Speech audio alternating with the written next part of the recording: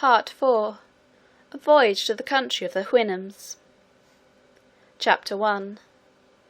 The author sets out as captain of a ship. His men conspire against him, confine him a long time to his cabin, and set him on shore in an unknown land. He travels up into the country. The Yahoos, a strange sort of animal described. The author meets two Houyhnhnms. I continued at home with my wife and children about 5 months, in a very happy condition, if I could have learned the lesson of knowing when I was well. I left my poor wife big with child, and accepted an advantageous offer made me to be captain of the Adventurer, a stout merchantman of 350 tons. For I understood navigation well, and being grown weary of a surgeon's employment at sea, which however I could exercise upon occasion, I took a skilful young man of that calling, one Robert Purefoy, into my ship. We set sail from Portsmouth upon the 7th day of September, 1710. On the 14th we met with Captain Pocock of Bristol at Teneriffe, who was going to the Bay of Campeachy to cut logwood. On the 16th he was parted from us by a storm. I heard, since my return, that his ship foundered, and none escaped but one cabin boy. He was an honest man and a good sailor, but a little too positive in his own opinions, which was the cause of his destruction, as it has been with several others, for if he had followed my advice, he might have been safe at home with his family at this time, as well as myself.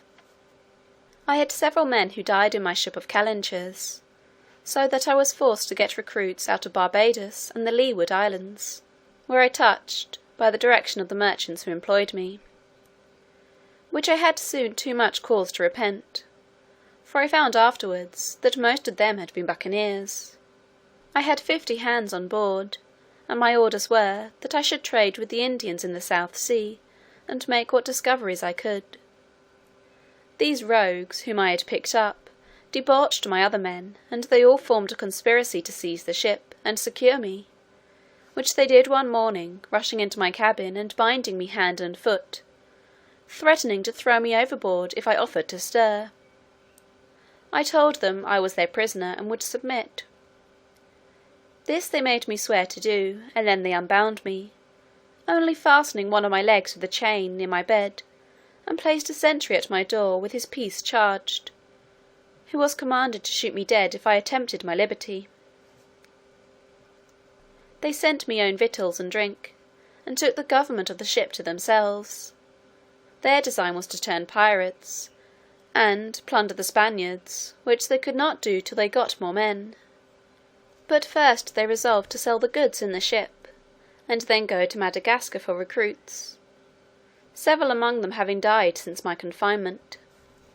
They sailed many weeks, and traded with the Indians, but I knew not what course they took, being kept a prisoner in my cabin, and expecting nothing less than to be murdered, as they often threatened me. Upon the 9th day of May, 1711, one James Welch came down to my cabin, and said, he had orders from the captain to set me ashore. I expostulated with him, but in vain. Neither would he so much as tell me who their new captain was. They forced me into the long-boat, letting me put on my best suit of clothes, which were as good as new, and take a small bundle of linen, but no arms except my hanger. And they were so civil as not to search my pockets, into which I conveyed what money I had, with some other little necessaries. They rowed about a league, and then set me down on a strand. I desired them to tell me what country it was. They all swore they knew no more than myself, but said, that the captain, as they called him, was resolved, after they had sold the lading, to get rid of me in the first place where they could discover land. They pushed off immediately, advising me to make haste for fear of being overtaken by the tide, and so bade me farewell. In this desolate condition I advanced forward, and soon got upon firm ground, where I sat down on a bank to rest myself, and consider what I had best do. When I was a little refreshed, I went up into the country, resolving to deliver myself to the first savages I should meet, and purchase my life from them by some bracelets, glass rings, and other toys, which sailors usually provide themselves with in those voyages, and whereof I had some about me. The land was divided by long rows of trees, not regularly planted, but naturally growing. There was great plenty of grass, and several fields of oats. I walked very circumspectly, for fear of being surprised, or suddenly shot with an arrow from behind, or on either side. I fell into a beaten road, where I saw many tracks of human feet, and some of cows, but most of horses. At last I beheld several animals in a field, and one or two of the same kind sitting in trees. Their shape was very singular and deformed, which a little discomposed me, so that I lay down behind a thicket to observe them better. Some of them coming forward near the place where I lay, gave me an opportunity of distinctly making their form. Their heads and breasts were covered with a thick hair, some frizzled and others lank. They had beards like goats, and a long ridge of hair down their backs, and the foreparts of their legs and feet. But the rest of their bodies was bare, so that I might see their skins, which were of a brown buff colour. They had no tails, nor any hair at all on their buttocks, except about the anus, which, I presume, nature had planted there to defend them as they sat on the ground. For this posture they used, as well as lying down, and often stood on their hind feet. They climbed high trees as nimbly as a squirrel, for they had strong extended claws before and behind, terminating in sharp points, and hooked. They would often spring, and bound, and leap with prodigious agility. The females were not so large as the males. They had long lank hair on their heads, but none on their faces, nor anything more than a sort of down on the rest of their bodies, except about the anus and pudenda. The dugs hung between their forefeet, and often reached almost to the ground as they walked. The hair of both sexes was of several colours, brown, red, black, and yellow. Upon the whole, I never beheld in all my travels so disagreeable an animal, or one against which I naturally conceived so strong an antipathy. So that, thinking I had seen enough, full of contempt and aversion, I got up, and pursued the beaten road, hoping it might direct me to the cabin of some Indian. I had not got far, when I met one of these creatures full in my way, and coming up directly to me. The ugly monster, when he saw me, distorted several ways, every feature of his visage, and stared, as at an object he had never seen before. Then, approaching nearer, lifted up his forepaw, whether out of curiosity or mischief I could not tell, but I drew my hanger, and gave him a good blow with the flat side of it, for I durst not strike with the edge, fearing the inhabitants might be provoked against me, if they should come to know that I had killed or maimed any of their cattle. When the beast felt the smart he drew back, and roared so loud, that a herd of at least 40 came flocking about me from the next field, howling and making odious faces. But I ran to the body of a tree, and leaning my back against it, kept them off by waving my hanger. Several of this cursed brood, getting hold of the branches behind, leaped up into the tree, whence they began to discharge their excrements on my head. However, I escaped pretty well by sticking close to the stem of the tree, but was almost stifled with the filth, which fell about me on every side. In the midst of this distress, I observed them all to run away on a sudden as fast as they could, at which I ventured to leave the tree and pursue the road, wondering what it was that could put them into this fright. But, looking on my left hand, I saw a horse walking softly in the field, which my persecutors having sooner discovered, was the cause of their flight.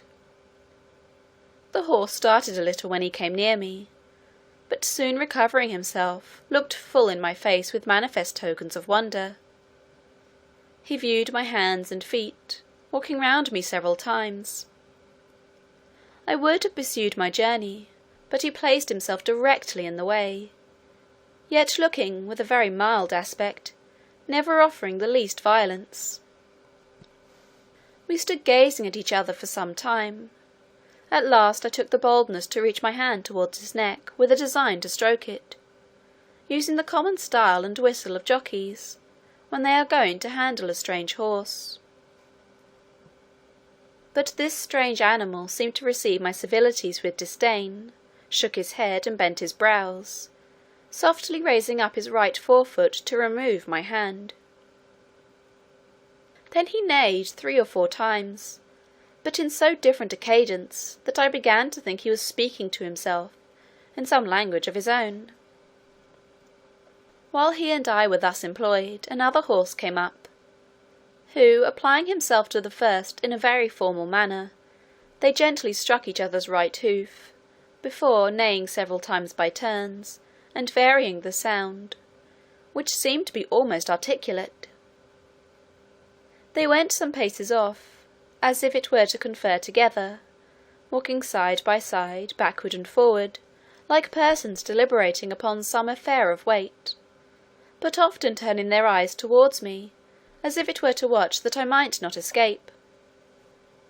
I was amazed to see such actions and behaviour in brute beasts, and concluded with myself, that if the inhabitants of this country were endued with a proportional degree of reason, they must needs be the wisest people upon earth.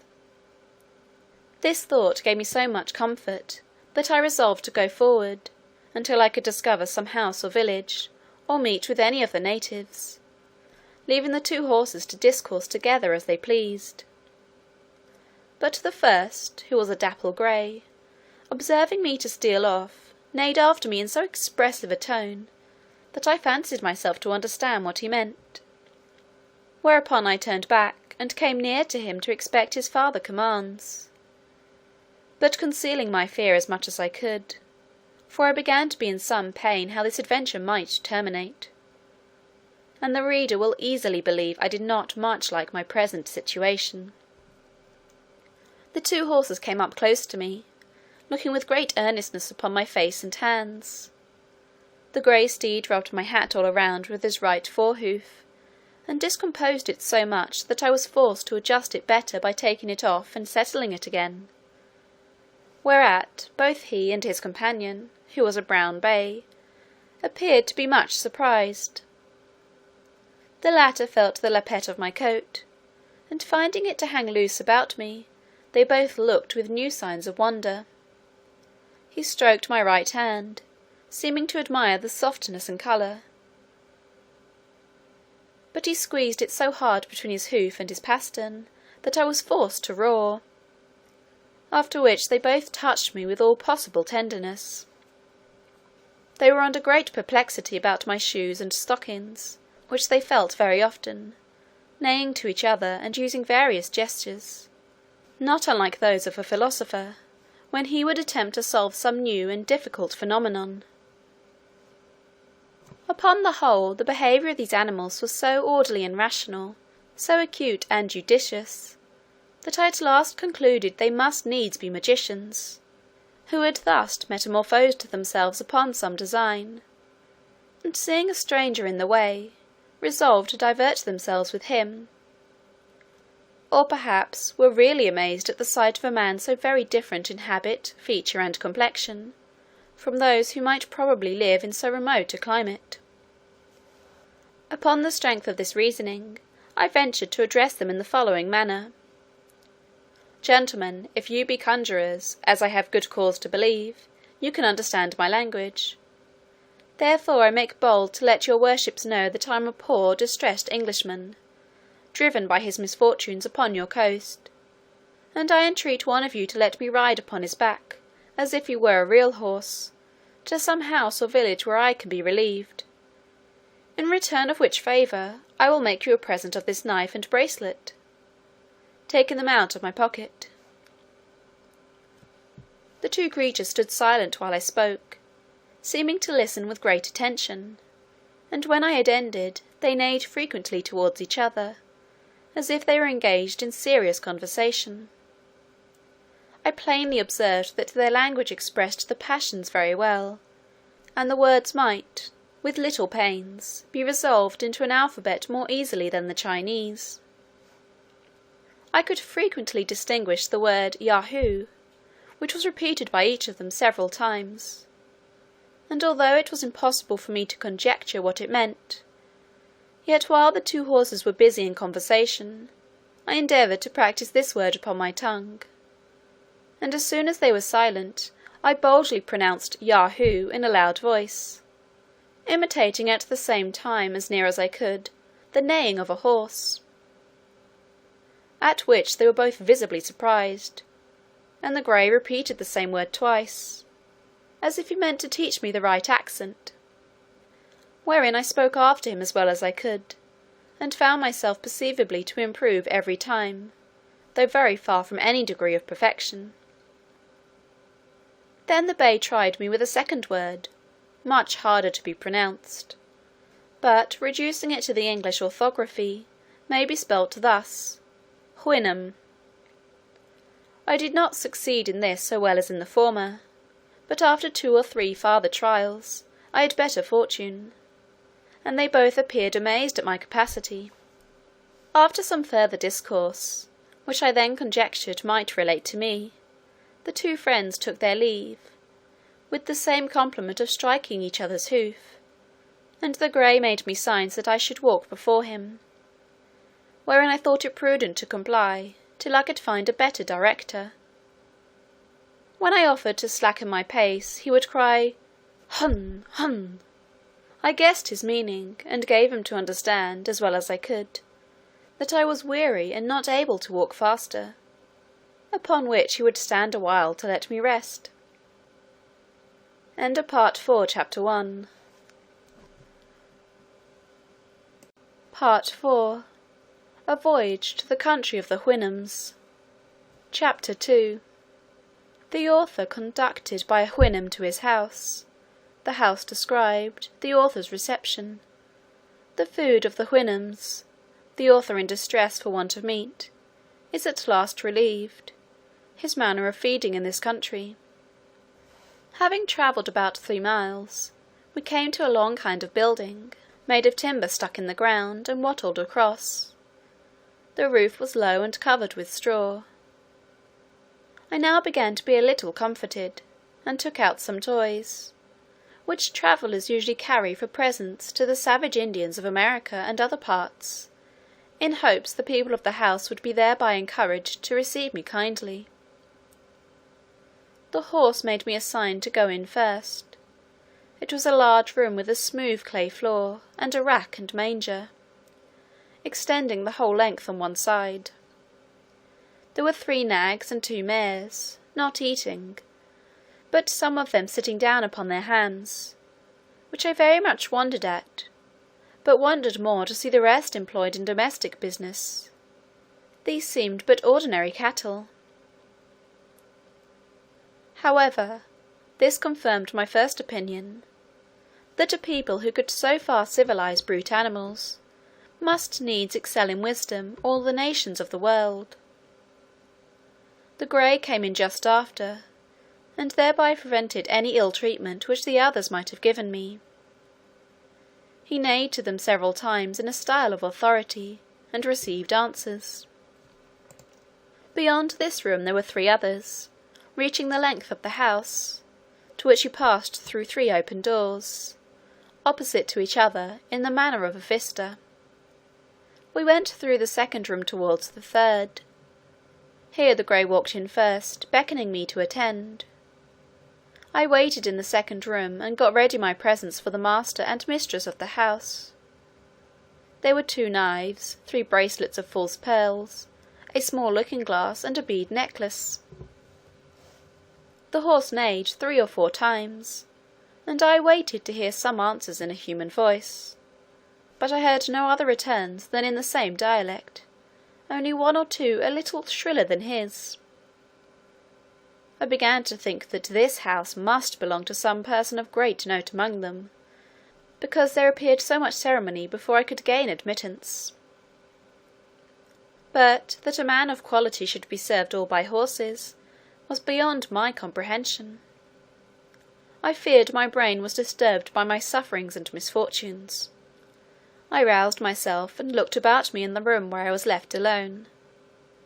This was furnished like the first, only after a more elegant manner. I rubbed my eyes often, but the same object still occurred. I pinched my arms and sides to awake myself, hoping I might be in a dream. I then absolutely concluded that all these appearances could be nothing else but necromancy and magic. But I had no time to pursue these reflections, for the grey horse came to the door, and made me a sign to follow him into the third room, where I saw a very comely mare, together with a colt and foal, sitting on their haunches upon mats of straw, not unartfully made, and perfectly neat and clean. The mare, soon after my entrance, rose from her mat, and coming up close, after having nicely observed my hands and face, gave me a most contemptuous look, and turning to the horse, I heard the word Yahoo often repeated betwixt them, the meaning of which word I could not then comprehend, although it was the first I had learned to pronounce. But I was soon better informed, to my everlasting mortification, for the horse, beckoning to me with his head, and repeated the whin, whin, as he did upon the road, which I understood was to attend him, led me out into a kind of court, where was another building at some distance from the house. Here we entered, and I saw 3 of those detestable creatures, which I first met after my landing, feeding upon roots and the flesh of some animals, which I afterwards found to be that of asses and dogs, and now and then a cow, dead by accident or disease. They were all tied by the neck with strong withes, fastened to a beam. They held their food between the claws of their forefeet, and tore it with their teeth. The master horse ordered a sorrel nag, one of his servants, to untie the largest of these animals, and take him into the yard. The beast and I were brought close together, and by our countenances diligently compared both by master and servant, who thereupon repeated several times the word Yahoo. My horror and astonishment are not to be described, when I observed in these abominable animals a perfect human figure. The face of it indeed was flat and broad, the nose depressed, the lips large, and the mouth wide. But these differences are common to all savage nations, where the lineaments of the countenance are distorted by the natives suffering their infants to lie grovelling on the earth, or by carrying them on their back, nuzzling with their face against the mother's shoulders. The forefeet of the Yahoo differed from my hands in nothing else but the length of the nails, the coarseness and brownness of the palms, and the hairiness on the backs. There was the same resemblance between our feet, with the same differences, which I knew very well, though the horses did not, because of my shoes and stockings. The same in every part of our bodies, except as to hairiness and colour, which I have already described. The great difficulty that seemed to stick with the 2 horses was to see the rest of my body so very different from that of a Yahoo, for which I was obliged to my clothes, whereof they had no conception. The sorrel nag offered me a root, which he held, after their manner as we shall describe in its proper place, between his hoof and pastern. I took it in my hand, and having smelt it, returned it to him again as civilly as I could. He brought out of the Yahoo's kennel a piece of ass's flesh, but it smelt so offensively that I turned from it with loathing. He then threw it to the Yahoo, by whom it was greedily devoured. He afterwards showed me a wisp of hay and a fetlock full of oats, but I shook my head, to signify that neither of these were food for me. And indeed I now apprehended that I must absolutely starve, if I did not get to some of my own species. For as to those filthy Yahoos, although there were few great lovers of mankind at that time than myself, yet I confess I never saw any sensitive being so detestable on all accounts, and the more I came near them, the more hateful they grew, while I stayed in that country. This the master horse observed by my behaviour, and therefore sent the Yahoo back to his kennel. He then put his fore-hoof to his mouth, at which I was much surprised, although he did it with ease, and with a motion that appeared perfectly natural, and made other signs to know what I would eat. But I could not return him such an answer as he was able to apprehend, and if he had understood me, I did not see how it was possible to contrive any way for finding myself nourishment. While we were thus engaged, I observed a cow passing by, whereupon I pointed to her, and expressed a desire to go and milk her. This had its effect, for he led me back into the house, and ordered a mare servant to open a room, where a good store of milk lay in earthen and wooden vessels, after a very orderly and cleanly manner. She gave me a large bowlful, of which I drank very heartily, and found myself well refreshed. About noon I saw come in towards the house a kind of vehicle drawn like a sledge by 4 Yahoos. There was in it an old steed, who seemed to be of quality. He alighted with his hind feet forward, having by accident got hurt in his left forefoot. He came to dine with our horse, who received him with great civility. They dined in the best room, and had oats boiled in milk for the second course, which the old horse ate warm, but the rest cold. Their mangers were placed circular in the middle of the room, and divided into several partitions, round which they sat on their haunches upon bosses of straw. In the middle was a large rack, with angles answering to every partition of the manger, so that each horse and mare ate their own hay, and their own mash of oats and milk, with much decency and regularity. The behaviour of the young colt and foal appeared very modest, and that of the master and mistress extremely cheerful and complaisant to their guest. The grey ordered me to stand by him, and much discourse passed between him and his friend concerning me, as I found by the strangers often looking on me, and the frequent repetition of the word Yahoo. I happened to wear my gloves, which the master grey observing, seemed perplexed, discovering signs of wonder what I had done to my forefeet. He put his hoof 3 or 4 times to them, as if he would signify that I should reduce them to their former shape, which I presently did, pulling off both my gloves and putting them into my pocket. This occasioned farther talk, and I saw the company was pleased with my behaviour, whereof I soon found the good effects. I was ordered to speak the few words I understood, and while they were at dinner, the master taught me the names for oats, milk, fire, water, and some others, which I could readily pronounce after him, having from my youth a great facility in learning languages. When dinner was done, the master horse took me aside, and by signs and words made me understand the concern he was in that I had nothing to eat. Oats in their tongue are called hulna. The word I pronounced 2 or 3 times, for although I had refused them at first, yet upon second thoughts I considered that I could contrive to make of them a kind of bread, which might be sufficient with milk to keep me alive, till I could make my escape to some other country, and to creatures of my own species. The horse immediately ordered a white mare servant of his family to bring me a good quantity of oats in a sort of wooden tray. These I heated before the fire, as well as I could, and rubbed them till the husks came off, which I made a sift to winnow from the grain. I ground and beat them between 2 stones, then took water, and made them into a paste or cake, which I toasted at the fire and ate warm with milk. It was at first a very insipid diet, though common enough in many parts of Europe, but grew tolerable by time, and having often been reduced to hard fare in my life, this was not the first experiment I had made how easily nature is satisfied. And I cannot but observe that I never had 1 hour's sickness while I stayed in this island.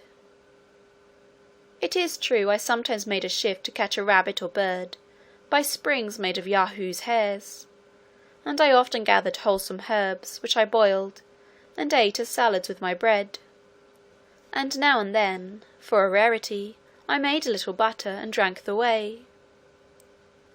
I was at first at a great loss for salt, but custom soon reconciled me to the want of it, and I am confident that the frequent use of salt among us is an effect of luxury, and was first introduced only as a provocative to drink, except where it is necessary for preserving flesh in long voyages, or in places remote from great markets; for we observe no animal to be fond of it but man, and as to myself, when I left this country, it was a great while before I could endure the taste of it in anything that I ate. This is enough to say upon the subject of my diet, wherewith other travellers fill their books, as if the reader were personally concerned whether we fare well or ill. However, it was necessary to mention this matter, lest the world should think it impossible that I could find sustenance for 3 years in such a country, and among such inhabitants. When it grew towards evening, the master horse ordered a place for me to lodge in. It was but 6 yards from the house, and separated from the stable of the Yahoos. Here I got some straw, and covering myself with my own clothes, slept very sound. But I was in a short time better accommodated, as the reader shall know hereafter, when I come to treat more particularly about my way of living. Part 4, Chapter 2.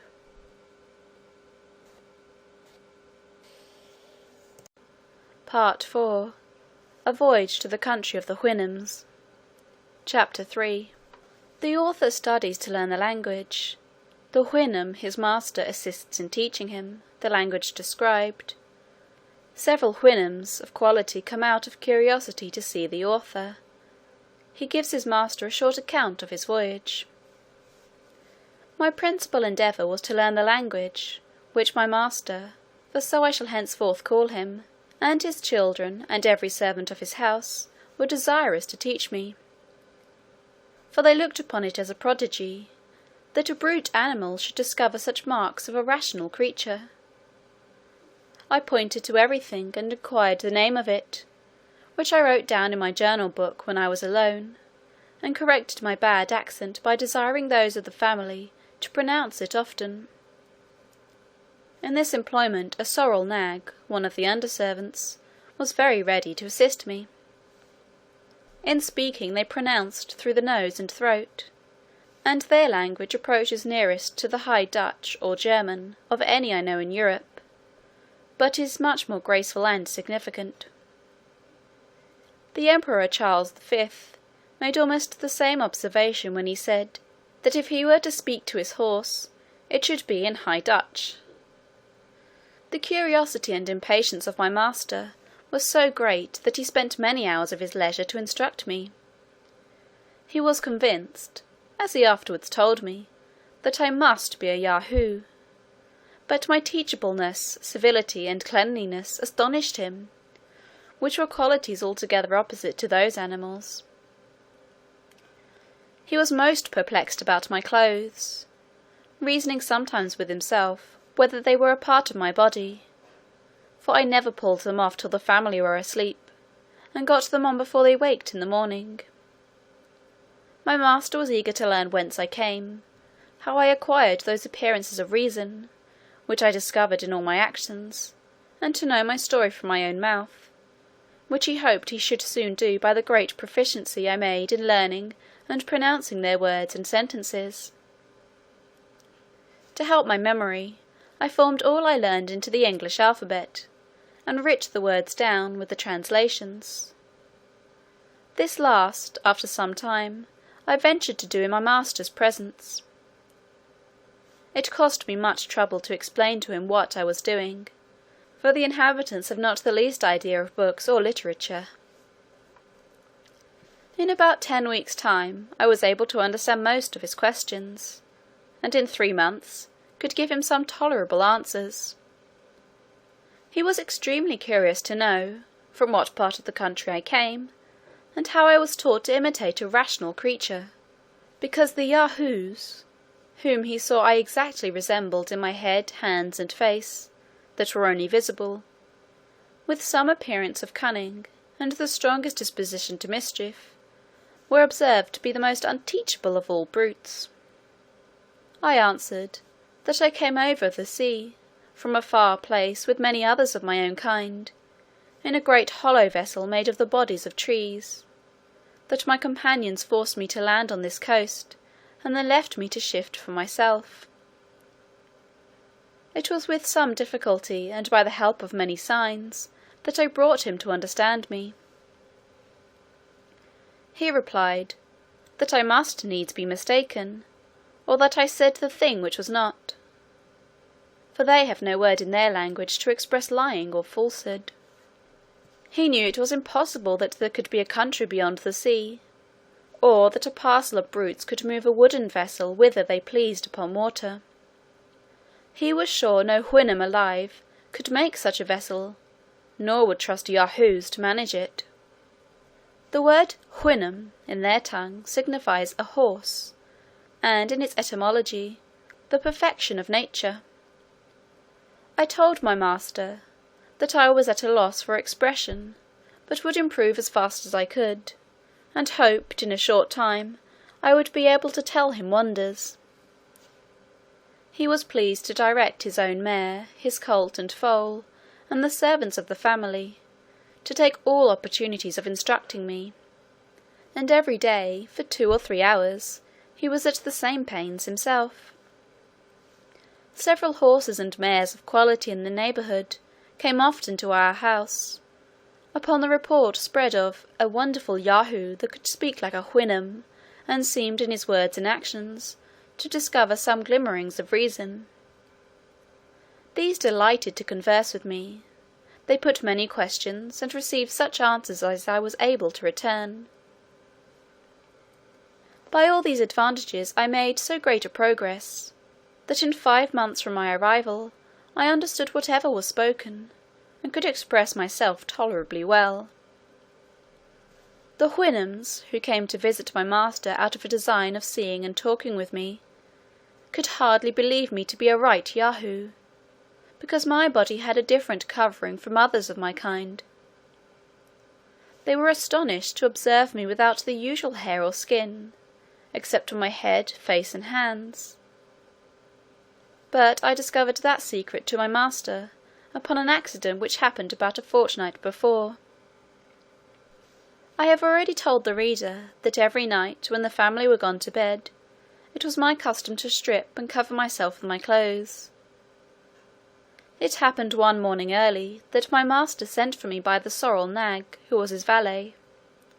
When he came I was fast asleep, my clothes fallen off on one side, and my shirt above my waist. I awaked at the noise he made, and observed him to deliver his message in some disorder, after which he went to my master, and in a great fright gave him a very confused account of what he had seen. This I presently discovered, for, going as soon as I was dressed to pay my attendance upon his honour, he asked me the meaning of what his servant had reported, that I was not the same thing when I slept, as I appeared to be at other times; that his valet assured him some part of me was white, some yellow, at least not so white, and some brown. I had hitherto concealed the secret of my dress, in order to distinguish myself as much as possible from that cursed race of Yahoos, but now I found it in vain to do so any longer. Besides, I considered that my clothes and shoes would soon wear out, which already were in a declining condition, and must be supplied by some contrivance from the hides of Yahoos or other brutes, whereby the whole secret would be known. I therefore told my master, that in the country whence I came, those of my kind always covered their bodies with the hairs of certain animals prepared by art, as well as for decency, as to avoid the inclemencies of air, both hot and cold; of which, as to my own person, I would give him immediate conviction, if he pleased to command me, only desiring his excuse, if I did not expose those parts that nature taught us to conceal. He said, my discourse was all very strange, but especially the last part, for he could not understand why nature should teach us to conceal what nature had given; that neither himself nor family were ashamed of any parts of their bodies, but however I might do as I pleased. Whereupon I first unbuttoned my coat and pulled it off. I did the same with my waistcoat. I drew off my shoes, stockings, and breeches. I let my shirt down to my waist, and drew up the bottom, fastening it like a girdle about my middle, to hide my nakedness. My master observed the whole performance with great signs of curiosity and admiration. He took up all my clothes in his pastern, one piece after another, and examined them diligently. He then stroked my body very gently, and looked round me several times. After which he said, it was plain I must be a perfect Yahoo, but that I differed very much from the rest of my species in the softness, whiteness, and smoothness of my skin, my want of hair in several parts of my body, the shape and shortness of my claws behind and before, and my affectation of walking continually on my 2 hinder feet. He desired to see no more, and gave me leave to put on my clothes again, for I was shuddering with cold. I expressed my uneasiness at his giving me so often the appellation of Yahoo, an odious animal, for which I had so utter a hatred and contempt. I begged he would forbear applying that word to me, and make the same order in his family and among his friends whom he suffered to see me. I requested likewise, that the secret of my having a false covering to my body might be known to none but himself, at least as long as my present clothing should last; for as to what the sorrel nag, his valet, had observed, his honour might command him to conceal it. All this my master very graciously consented to, and thus the secret was kept till my clothes began to wear out, which I was forced to supply by several contrivances that shall hereafter be mentioned. In the meantime he desired I would go on with my utmost diligence to learn their language, because he was more astonished at my capacity for speech and reason, than at the figure of my body, whether it were covered or not; adding, that he waited with some impatience to hear the wonders which I promised to tell him. Thenceforward he doubled the pains he had been at to instruct me. He brought me into all company, and made them treat me with civility, because, as he told them privately, this would put me into good humour, and make me more diverting. Every day when I waited on him, beside the trouble he was at in teaching, he would ask me several questions concerning myself, which I answered as well as I could, and by these means he had already received some general ideas, though very imperfect. It would be tedious to relate the several steps by which I advanced to a more regular conversation, but the first account I gave of myself in any order and length was to this purpose: that I came from a very far country, as I already had attempted to tell him, with about 50 more of my own species; that we travelled upon the seas in a great hollow vessel made of wood, and larger than his honour's house. I described the ship to him in the best terms I could, and explained, by the help of my handkerchief displayed, how it was driven forward by the wind. That upon a quarrel among us, I was set on shore on this coast, where I walked forward, without knowing whither, till he had delivered me from the persecution of those execrable Yahoos. He asked me, who made the ship, and how it was possible that the Houyhnhnms of my country would leave it to the management of brutes. My answer was, that I durst proceed no further in my relation, unless he would give me his word and honour that he would not be offended, and then I would tell him the wonders I had so often promised. He agreed, and I went on by assuring him that the ship was made by creatures like myself, who, in all the countries I had travelled, as well as in my own, were the only governing rational animals, and that upon my arrival hither I was as much astonished to see the Houyhnhnms act like rational beings, as he or his friends could be in finding some marks of reason in a creature he was pleased to call a Yahoo, to which I owned my resemblance in every part, but could not account for their degenerate and brutal nature.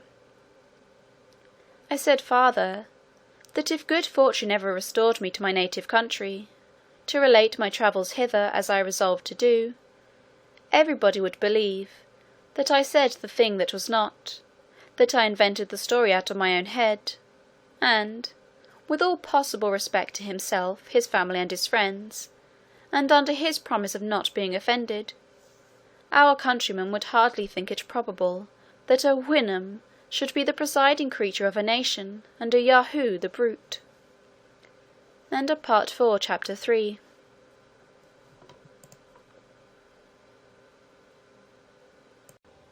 Part 4. A Voyage to the Country of the Houyhnhnms. Chapter 4. The Houyhnhnms' notion of truth and falsehood. The author's discourse disapproved by his master. The author gives a more particular account of himself, and the accidents of his voyage.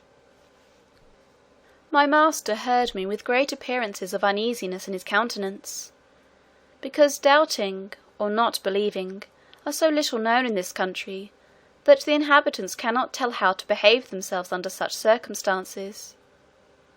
And I remember, in frequent discourses with my master concerning the nature of manhood in other parts of the world, having occasion to talk of lying and false reputation, it was with much difficulty that he comprehended what I meant, although he had otherwise a most acute judgment.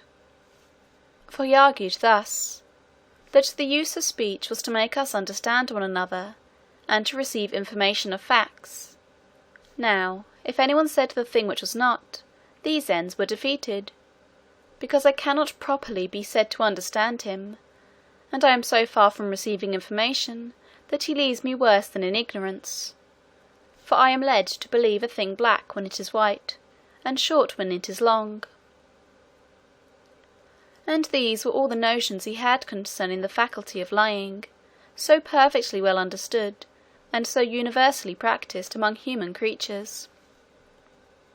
To return from this digression, when I asserted that the Yahoos were the only governing animals in my country, which my master said was altogether past his conception, he desired to know whether we had Houyhnhnms among us, and what was their employment.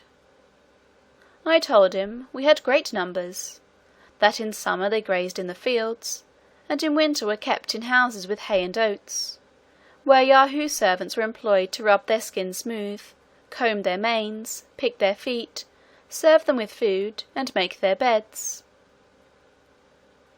I understand you well, said my master.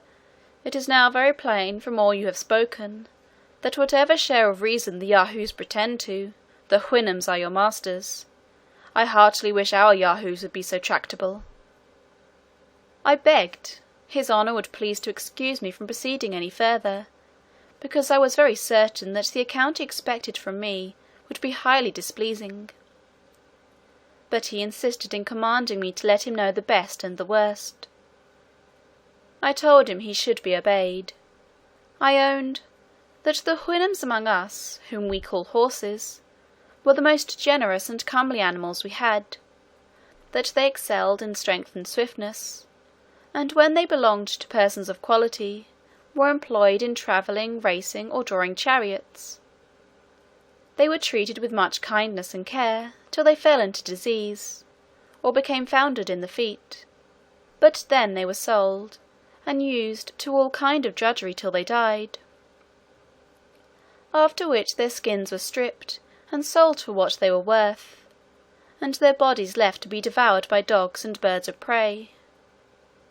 But the common race of horses had not so good fortune, being kept by farmers and carriers, and other mean people, who put them to great labour, and fed them worse.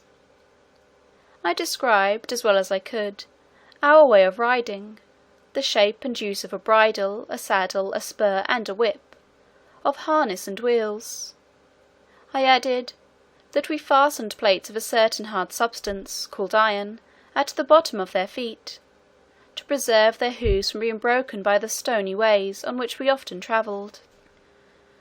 My master, after some expressions of great indignation, wondered how we dared to venture upon a Houyhnhnm's back, for he was sure that the weakest servant in his house would be able to shake off the strongest Yahoo,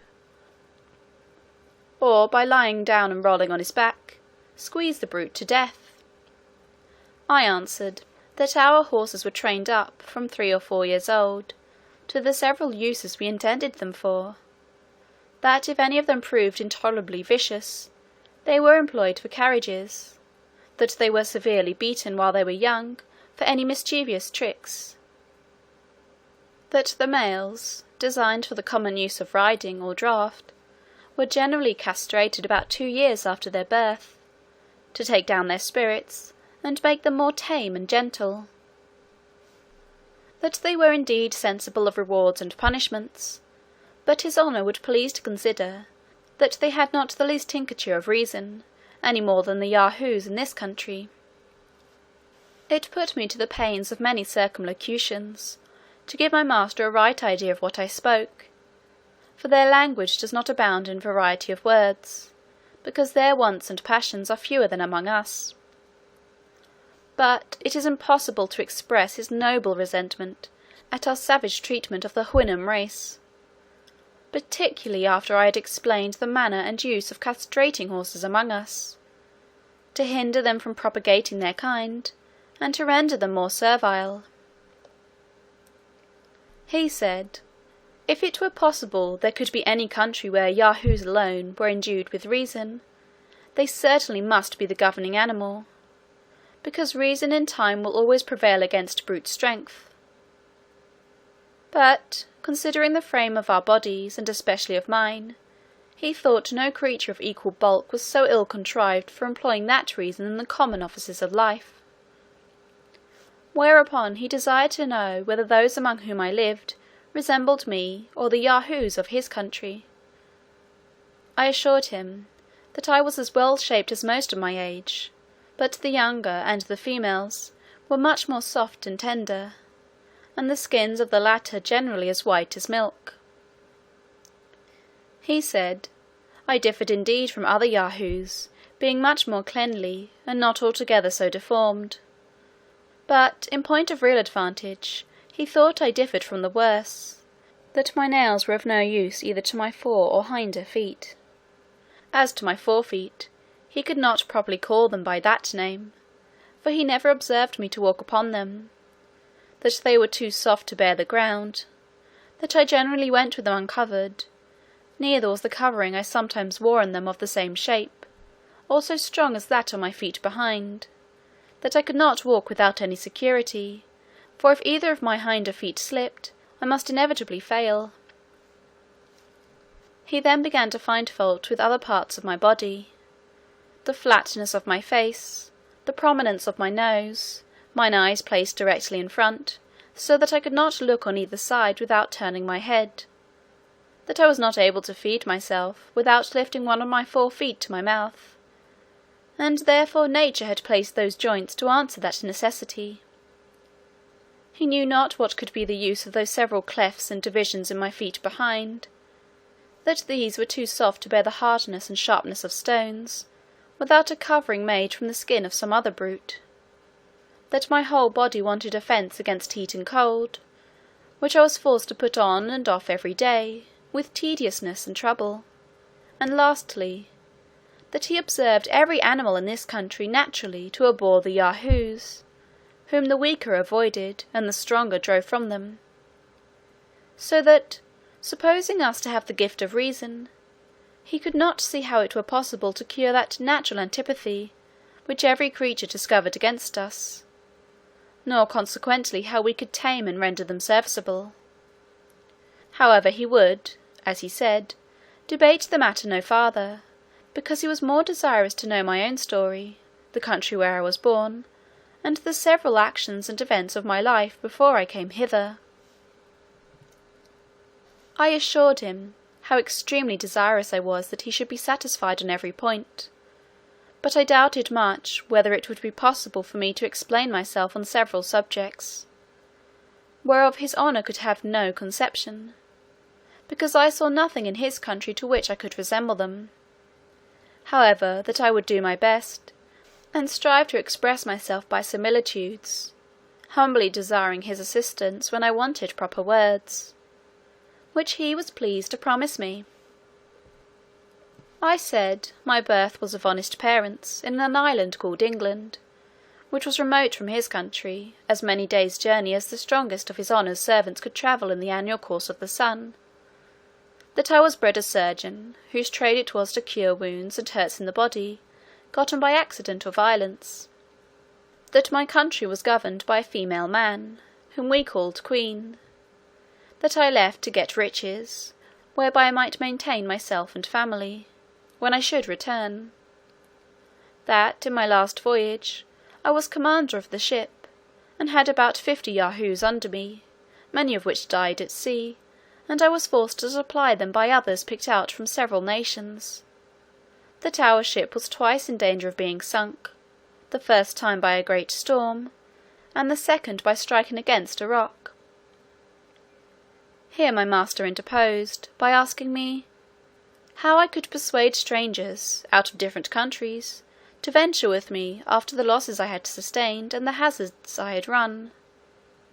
I said, they were fellows of desperate fortunes, forced to fly from the places of their birth on account of their poverty or their crimes. Some were undone by lawsuits, others spent all they had in drinking, whoring, and gaming, others fled for treason, many for murder, theft, poisoning, robbery, perjury, forgery, coining false money, for committing rapes or sodomy, for flying from their colours, or deserting to the enemy, and most of them had broken prison. None of these durst return to their native countries, for fear of being hanged, or of starving in a jail, and therefore they were under the necessity of seeking a livelihood in other places. During this discourse my master was pleased to interrupt me several times. I had made use of many circumlocutions in describing to him the nature of the several crimes for which most of our crew had been forced to fly their country. This labour took up several days' conversation before he was able to comprehend me. He was wholly at a loss to know what could be the use or necessity of practising those vices. To clear up which, I endeavoured to give some ideas of the desire of power and riches, of the terrible effects of lust, intemperance, malice, and envy. All this I was forced to define and describe by putting cases and making suppositions. After which, like one whose imagination was struck with something never seen or heard of before, he would lift up his eyes with amazement and indignation. Power, government, war, law, punishment, and 1,000 other things, had no terms wherein that language could express them, which made the difficulty almost insuperable, to give my master any conception of what I meant. But, being of an excellent understanding, much improved by contemplation and converse, he at last arrived at a competent knowledge of what human nature, in our parts of the world, is capable to perform, and desired I would give him some particular account of that land which we call Europe, but especially of my own country. End of Part 4, Chapter 4.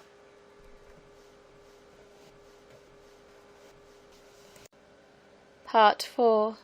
A Voyage to the Country of the Houyhnhnms. Chapter 5. The author, at his master's command, informs him of the state of England, the causes of war among the princes of Europe. The author begins to explain the English constitution.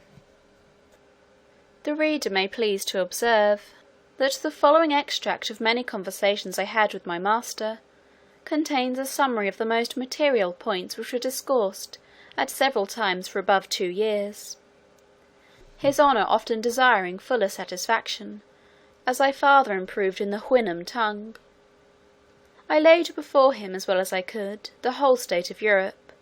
I discoursed of trade and manufactures, of arts and sciences, and the answers I gave to all the questions he made, as they arose upon several subjects, were a fund of conversation not to be exhausted. But I shall here only set down the substance of what passed between us concerning my own country, reducing it in order as well as I can, without any regard to time or other circumstances, while I strictly adhere to truth. My only concern is, that I shall hardly be able to do justice to my master's arguments and expressions, which must needs suffer by my want of capacity, as well as by a translation into our barbarous English. In obedience, therefore, to his honour's commands, I related to him the revolution under the Prince of Orange, the long war with France, entered into by the said prince, and renewed by his successor, the present queen, wherein the greatest powers of Christendom were engaged, and which still continued. I computed, at his request, that about 1,000,000 Yahoos might have been killed in the whole progress of it, and perhaps 100 or more cities taken, and 5 times as many ships burnt or sunk. He asked me, what were the usual causes or motives that made one country go to war with another? I answered, they were innumerable, but I should only mention a few of the chief. Sometimes the ambition of princes, who never think they have land or people enough to govern; sometimes the corruption of ministers, who engage their master in a war in order to stifle or divert the clamour of the subjects against their evil administration. Difference in opinions has cost many millions of lives.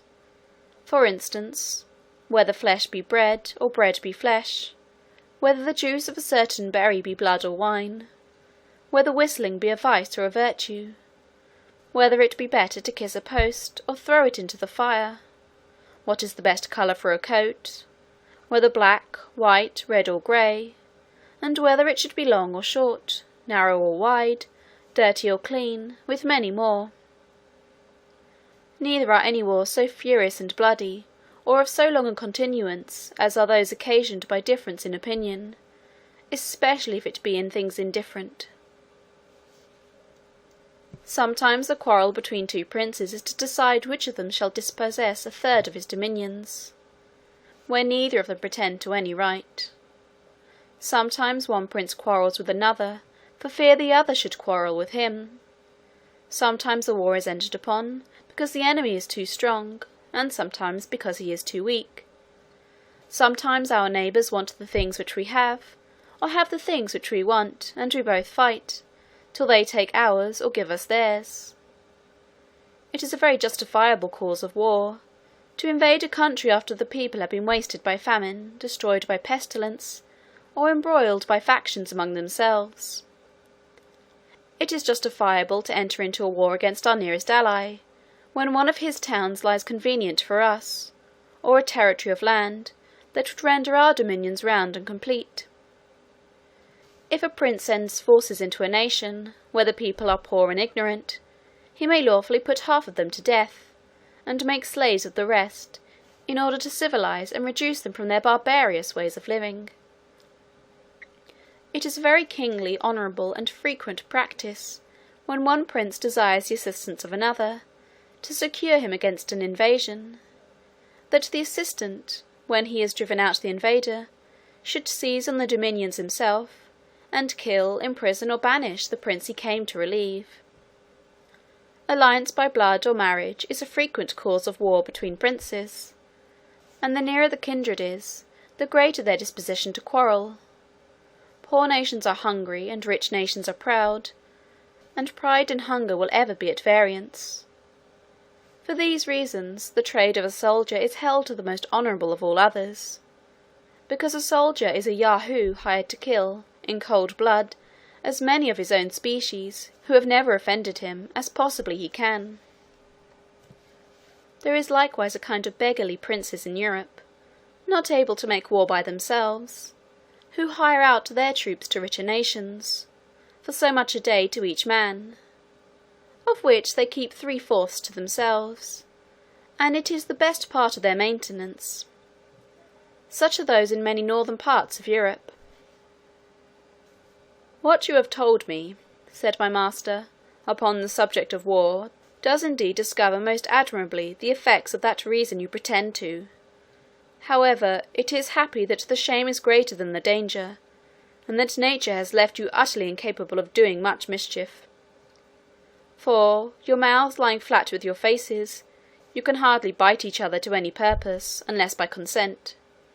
Then, as to the claws upon your feet before and behind, they are so short and tender, that one of our Yahoos would drive a dozen of yours before him. And therefore, in recounting the numbers of those who have been killed in battle, I cannot but think you have said the thing which is not. I could not forbear shaking my head, and smiling a little at his ignorance. And being no stranger to the art of war, I gave him a description of cannons, culverins, muskets, carabines, pistols, bullets, powder, swords, bayonets, battles, sieges, retreats, attacks, undermines, countermines, bombardments, sea fights, ships sunk with 1,000 men, 20,000 killed on each side, dying groans, limbs flying in the air, smoke, noise, confusion, trampling to death under horses' feet, flight, pursuit, victory, fields strewed with carcasses, left for food to dogs and wolves and birds of prey, plundering, stripping, ravishing, burning, and destroying. And to set forth the valour of my own dear countrymen, I assured him that I had seen them blown up 100 enemies at once in a siege, and as many in a ship, and beheld the dead bodies drop down in pieces from the clouds, to the great diversion of the spectators. I was going on to more particulars, when my master commanded me silence. He said, whoever understood the nature of Yahoos might easily believe it possible for so vile an animal to be capable of every action I had named, if their strength and cunning equalled their malice. But as my discourse had increased his abhorrence of the whole species, he found it gave him a disturbance in his mind, to which he was wholly a stranger before. He thought his ears, being used to such abominable words, might by degrees admit them with less detestation. That, although he hated the Yahoos of this country, yet he no more blamed them for their odious qualities, than he did a gnat, a bird of prey, for its cruelty, or a sharp stone cutting his hoof. But when a creature pretending to reason could be capable of such enormities, he dreaded lest the corruption of that facility might be worse than brutality itself. He seemed therefore confident that, instead of reason, we were only possessed of some quality fitted to increase our natural vices, as the reflection from a troubled stream returns the image of an ill-shapen body, not only larger but more distorted. He added, that he had heard too much upon the subject of war, both in this and some former discourses. There was another point, which a little perplexed him at present. I had informed him that some of our crew left their country on account of being ruined by law, that I had already explained the meaning of the word, but he was at a loss how it should come to pass, that the law, which was intended for every man's preservation, should be any man's ruin. Therefore he desired to be further satisfied what I meant by law, and the dispensers thereof, according to the present practice in my own country, because he thought nature and reason were sufficient guides for a reasonable animal, as we pretended to be, in showing us what he ought to do, and what to avoid. I assured his honour, that the law was a science in which I had not much conversed, further than by employing advocates in vain upon some injustices that had been done me. However, I would give him all the satisfaction I was able. I said, there was a society of men among us, bred up from their youth in the art of proving, by words multiplied for the purpose, that white is black, and black is white, according as they are paid. To this society all the rest of the people are slaves. For example, if my neighbour has a mind to my cow, he has a lawyer to prove that he ought to have my cow from me. I must then hire another to defend my right, it being against all rules of law that any man should be allowed to speak for himself. Now, in this case, I, who am the right owner, lie under two great disadvantages. First, my lawyer, being practised almost from his cradle in defending falsehood, is quite out of his element when he would be an advocate for justice. which is an unnatural office he always attempts with great awkwardness, if not with ill will. The second disadvantage is, that my lawyer must proceed with great caution, or else he will be reprimanded by the judges, and abhorred by his brethren, as one that would lessen the practice of the law. And therefore I have but two methods to preserve my cow. The first is, to gain my adversary's lawyer with a double fee, who will then betray his client by insinuating that he hath justice on his side. The second way is for my lawyer to make my case appear as unjust as he can, by allowing the cow to belong to my adversary, and this, if it be skilfully done, will certainly bespeak the favour of the bench. Now your honour is to know, that these judges are persons appointed to decide all controversies of property, as well as for the trial of criminals, and picked out from the most dexterous lawyers, who are grown old or lazy, and having been biassed all their lives against truth and equity, lie under such a fatal necessity of favouring fraud, perjury, and oppression, that I have known some of them refuse a large bribe from the side where justice lay, rather than injure the faculty, by doing anything unbecoming their nature or their office. It is a maxim among these lawyers, that whatever has been done before may legally be done again, and therefore they take special care to record all the decisions formerly made against common justice, and the general reason of mankind. These, under the name of precedents, they produce as authorities to justify the most iniquitous opinions, and the judges never fail of directing accordingly. In pleading they studiously avoid entering into the merits of the cause, but are loud, violent, and tedious in dwelling upon all circumstances which are not to the purpose. For instance, in the case already mentioned, they never desire to know what claim or title my adversary has to my cow, but whether the said cow were red or black, her horns long or short, whether the field I graze her in be round or square, whether she was milked at home or abroad, what diseases she is subject to, and the like. After which they consult precedents, adjourn the cause from time to time, and in 10, 20, or 30 years come to an issue. It is likewise to be observed, that this society has a peculiar cant and jargon of their own, that no other mortal can understand, and wherein all their laws are written, which they take special care to multiply, whereby they have wholly confounded the very essence of truth and falsehood, of right and wrong, so that it will take 30 years to decide, whether the field left me by my ancestors for 6 generations belongs to me, or to a stranger 300 miles off. In the trial of persons accused for crimes against the state, the method is much more short and commendable. The judge first sends to sound the disposition of those in power, after which he can easily hang or save a criminal, strictly preserving all due forms of law. Here my master interposing said, it was a pity that creatures endowed with such prodigious abilities of mind, as these lawyers, by the description I gave of them, must certainly be, were not rather encouraged to be instructors of others in wisdom and knowledge. In answer to which I assured his honour, that in all points out of their own trade, they were usually the most ignorant and stupid generation among us, the most despicable in common conversation, avowed enemies to all knowledge and learning, and equally disposed to pervert the general reason of mankind in every other subject of discourse as in that of their own profession. End of Part 4, Chapter 5.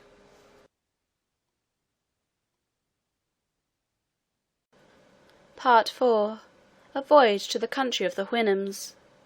Chapter 6. A continuation of the state of England under Queen Anne. The character of a first minister of state in European courts. My master was yet wholly at a loss to understand what motives could incite this race of lawyers to perplex, disquiet, and weary themselves, and engage in a confederacy of injustice, merely for the sake of injuring their fellow animals. Neither could he comprehend what I meant in saying they did it for hire, whereupon I was at much pains to describe to him the use of money, the materials it was made of, and the value of the metals. that when a Yahoo who had got a great store of this precious substance, he was able to purchase whatever he had a mind to, the finest clothing, the noblest houses, great tracts of land, the most costly meats and drinks, and have his choice of the most beautiful females. Therefore, since money alone was able to perform all these feats, our Yahoos thought they could never have enough of it to spend or to save, as they found themselves inclined, from their natural bent either to profusion or avarice, that the rich men enjoyed the fruit of the poor man's labour, and the latter were 1,000 to 1 in proportion to the former, that the bulk of our people were forced to live miserably, by labouring every day for small wages, to make a few live plentifully. I enlarged myself much on these and many other particulars to the same purpose, but his honour was still to seek, for he went upon a supposition that all animals had a title to their share in the productions of the earth, and especially those who preside over the rest. Therefore he desired I would let him know what these costly meats were, and how any of us happened to want them. Whereupon I enumerated as many sorts as came into my head, with the various methods of dressing them, which could not be done without sending vessels by sea to every part of the world, as well for liquors to drink, as for sauces and innumerable other conveniences. I assured him that this whole globe of earth must be at least 3 times gone round, before one of our better female Yahoos could get her breakfast, or a cup to put it in. He said, that must needs be a miserable country which cannot furnish food for its own inhabitants. But what he chiefly wondered at was, how such vast tracts of ground as I described should be wholly without fresh water, and the people put to the necessity of sending over the sea for drink. I replied, that England, the dear place of my nativity, was computed to produce 3 times the quantity of food more than its inhabitants are able to consume, as well as liquors extracted from grain, or pressed out of the fruit of certain trees, which made excellent drink, and the same proportion in every other convenience of life. But in order to feed the luxury and intemperance of the males, and the vanity of the females, we sent away the greatest part of our necessary things to other countries, whence, in return, we brought the materials of diseases, folly, and vice, to spend among ourselves.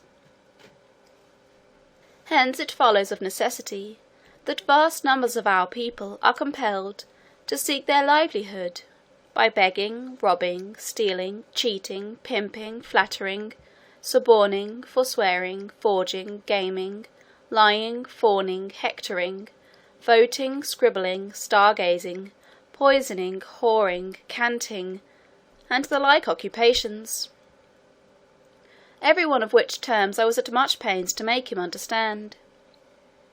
That wine was not imported among us from foreign countries to supply the want of water or other drinks, but because it was a sort of liquid which made us merry, by putting us out of our senses, diverted all melancholy thoughts, begat wild extravagant imaginations in the brain, raised our hopes and banished our fears, suspended every office of reason for a time, and deprived us of the use of our limbs, till we fell into a profound sleep. Although it must be confessed, that we always awaked sick and dispirited, and that the use of this liqueur filled us with diseases which made our lives uncomfortable and short. But besides all this, the bulk of our people supported themselves by furnishing the necessities or convenience of life to the rich and to each other. For instance, when I am at home and dressed as I ought to be, I carry on my body the workmanship of 100 tradesmen. The building and furniture of my house employ as many more, and 5 times the number to adorn my wife. I was going on to tell him of another sort of people, who get their livelihood by attending the sick, having upon some occasions informed his honour that many of my crew had died of diseases. But here it was with the utmost difficulty that I brought him to apprehend what I meant. He could easily conceive that a Houyhnhnm grew weak and heavy a few days before his death, or by some accident might hurt a limb, but that nature, who works all things to perfection, should suffer any pains to breed in our bodies, he thought impossible, and desired to know the reason of so unaccountable an evil. I told him, we fed on 1,000 things which operated contrary to each other, that we ate when we were not hungry, and drank without the provocation of thirst, that we sat whole nights drinking strong liquors, without eating a bit, which disposed us to sloth, inflamed our bodies, and precipitated or prevented digestion, that prostitute female yahoos acquired a certain malady, which bred rottenness in the bones of those who fell into their embraces, that this and many other diseases were propagated from father to son, so that great numbers came into the world with complicated maladies upon them, that it would be endless to give him a catalogue of all the diseases incident to human bodies, for they would not be fewer than 500 or 600, spread over every limb and joint, in short, every part, external and intestine, having diseases appropriated to itself, to remedy which, there was a sort of people bred up among us, in the profession or pretence of curing the sick, and because I had some skill in the faculty, I would, in gratitude to his honour, let him know the whole mystery and method by which they proceed. Their fundamental is, that all diseases arise from repletion, whence they conclude, that a great evacuation of the body is necessary, either through the natural passage or upwards at the mouth. Their next business is from herbs, minerals, gums, oils, shells, salts, juices, seaweed, excrements, barks of trees, serpents, toads, frogs, spiders, dead men's flesh and bones, birds, beasts, and fishes, to form a composition, for smell and taste, the most abominable, nauseous, and detestable they can possibly contrive, which the stomach immediately rejects with loathing, and this they call a vomit, or else, from the same storehouse, with some other poisonous additions, they command us to take in at the orifice above or below, just as the physician then happens to be disposed, a medicine equally annoying and disgusting to the bowels, which, relaxing the belly, drives down all before it, and this they call a purge, or a clyster. For nature, as the physicians allege, having intended the superior anterior orifice only for the intromission of solids and liquids, and the inferior posterior for ejection, these artists ingeniously consider that in all diseases nature is forced out of her seat. Therefore, to replace her in it, the body must be treated in a manner directly contrary, by interchanging the use of each orifice, forcing solids and liquids in at the anus, and making evacuations at the mouth. But, besides real diseases, we are subject to many that are only imaginary, for which the physicians have invented imaginary cures. These have their several names, and so have the drugs that are proper for them, and with these our female yahoos are always infested. One great excellency in this tribe is their skill at prognostics, wherein they seldom fail. Their predictions in real diseases, when they rise to any degree of malignity, generally portending death, which is always in their power, when recovery is not, and therefore, upon any unexpected signs of amendment, after they have pronounced their sentence, rather than be accused as false prophets, they know how to approve their sagacity to the world by a seasonable dose.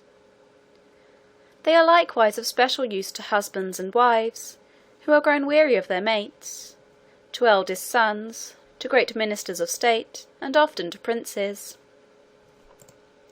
I had formerly, upon occasion, discoursed with my master upon the nature of government in general, and particularly of our own excellent constitution, deservedly the wonder and envy of the whole world. But having here accidentally mentioned a minister of state, he commanded me, some time after, to inform him what species of Yahoo I particularly meant by that appellation. I told him, that a first or chief minister of state who was the person I intended to describe, was the creature wholly exempt from joy and grief, love and hatred, pity and anger; at least, makes use of no other passions, but a violent desire of wealth, power, and titles; that he applies his words to all users, except to the indication of his mind; that he never tells the truth, but with an intent that you should take it for a lie, nor a lie, but with a design that you should take it for a truth; that those he speaks worst of behind their backs, are in the surest way of preferment; and whenever he begins to praise you to others, or to yourself, you are from that day forlorn. The worst mark you can receive is a promise, especially when it is confirmed with an oath, after which every wise man retires, and gives over all hopes. There are 3 methods by which a man may rise to be chief minister. The first is, by knowing how, with prudence, to dispose of a wife, a daughter, or a sister. The second, by betraying or undermining his predecessor. And the third is, by a furious zeal, in public assemblies, against the corruptions of the court. But a wise prince would rather choose to employ those who practise the last of these methods, because such zealots prove always the most obsequious and subservient to the will and passions of their master; that these ministers, having all employments at their disposal, preserve themselves in power, by bribing the majority of a senate or great council, and at last, by an expedient, called an act of indemnity, whereof I described the nature to him, they secure themselves from after reckonings, and retire from the public laden with the spoils of the nation. The palace of a chief minister is a seminary to breed up others in his own trade, the pages, lackeys, and porters, by imitating their master, become ministers of state in their several districts, and learn to excel in the 3 principal ingredients, of insolence, lying, and bribery. Accordingly, they have a subaltern court paid to them by persons of the best rank, and sometimes, by the force of dexterity and impudence, arrive, through several gradations, to be successors to their lord. He is usually governed by a decayed wench, or favourite footman, who are the tunnels through which all graces are conveyed, and may properly be called, in the last resort, the governors of the kingdom. One day, in discourse, my master, having heard me mention the nobility of my country, was pleased to make me a compliment which I could not pretend to deserve: that he was sure I must be born of some noble family, because I far exceeded in shape, colour, and cleanliness all the Yahoos of his nation, although I seemed to fail in strength and agility, which must be imputed to my different way of living from those other brutes; and besides, I was not only endowed with the faculty of speech, but likewise with some rudiments of reason, to a degree that, with all his acquaintance, I passed for a prodigy. He made me observe, that among the Houyhnhnms, the white, the sorrel, and the iron grey, were not so exactly shaped as the bay, the dapple grey, and the black, nor born with equal talents of mind, or a capacity to improve them, and therefore continued always in the condition of servants, without ever aspiring to match out of their own race, which in that country would be reckoned monstrous and unnatural. I made his honour my most humble acknowledgments for the good opinion he was pleased to conceive of me, but assured him at the same time that my birth was of the lower sort, having been born of plain honest parents, who were just able to give me a tolerable education; that nobility among us was altogether a different thing from the idea he had of it; that our young noblemen are bred from their childhood in idleness and luxury; that, as soon as years will permit, they consume their vigour and contract odious diseases among lewd females;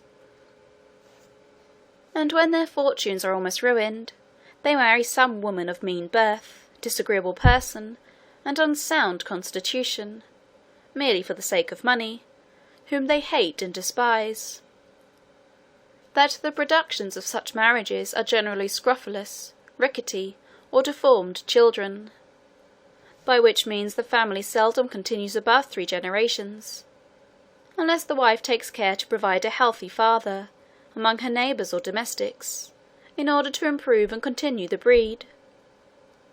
That a weak, diseased body, a meagre countenance, and sallow complexion, are the true marks of noble blood, and a healthy, robust appearance is so disgraceful in a man of quality, that the world concludes his real father to have been a groom or a coachman. The imperfections of his mind run parallel with those of his body, being a composition of spleen, dullness, ignorance, caprice, sensuality, and pride. Without the consent of this illustrious body, no law can be enacted, repealed, or altered, and these nobles have likewise the decision of all our possessions, without appeal. End of Part 4, Chapter 6.